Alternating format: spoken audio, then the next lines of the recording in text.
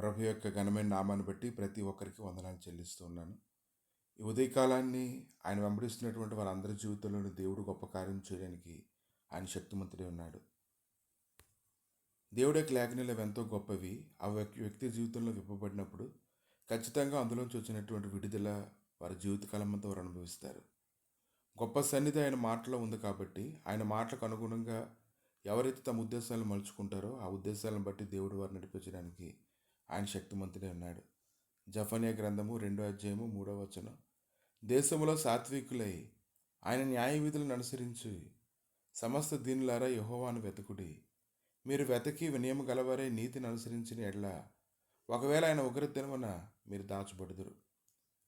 కనుక గొప్ప సన్నిధి ఆయన మాటల్లో ఉంది. ఆయన మాట్లాడుతున్నప్పుడు ఆయన మాటలకు ఎవరైతే విధేయత చూపిస్తారో వారిని ఖచ్చితంగా విడిపించడానికి ఆయన శక్తిమంతుడే ఉన్నాడు. 1 రాజుల గ్రంథము 21 అధ్యాయం 29 వచనం. ఆహాబు నాకు భయపడి వినయముగా ప్రవర్తించుట చూచితివా?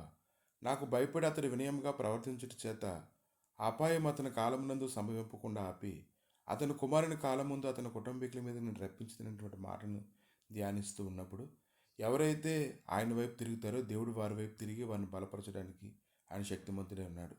ఈ ఉదయకాలం ఎంతమంది అయితే వినయంగా ఆయన సన్నిధిలో మొరపెడుతూ ఉన్నారో, వారు కలిగినటువంటి బాధలన్నింటినీ ఆయన సన్నిధిలో కుమరించుకుంటూ ఉంటారో దేవుడు వారికి సహాయం చేయడానికి ఆయన శక్తిమంతుడే ఉన్నాడు.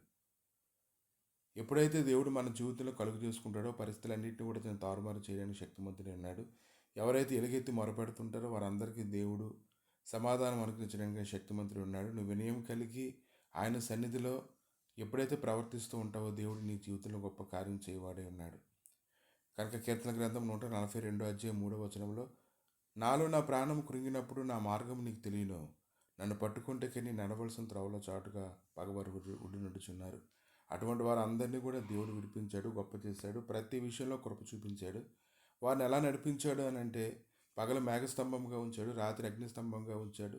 ఇశ్రాయేల్ జనాంగం అంతటిని కూడా ఫరో చేతుల నుంచి విడిపించి ఎర్ర సముద్రంను దాటించి ఆయన గొప్ప చేయడాన్ని మనం చూస్తున్నాం. కనుక ప్రతి ఒక్కరిలా దేవుడికి ఒక ఉద్దేశము ప్రణాళిక ఉంది. ఆ ఉద్దేశం బట్టి ప్రణాళికను బట్టి నడిపిస్తూ ఉన్నప్పుడు ప్రభు అయితే గొప్ప కార్యాలు చేయడానికి ఆయన శక్తిమంతుడే ఉన్నాడు. ఆయన సన్నిధి సమీపంగా ఉంది. ఎవరైతే వెతుకుతారో దాన్ని ఖచ్చితంగా వారు దాన్ని పొందుకుంటారు.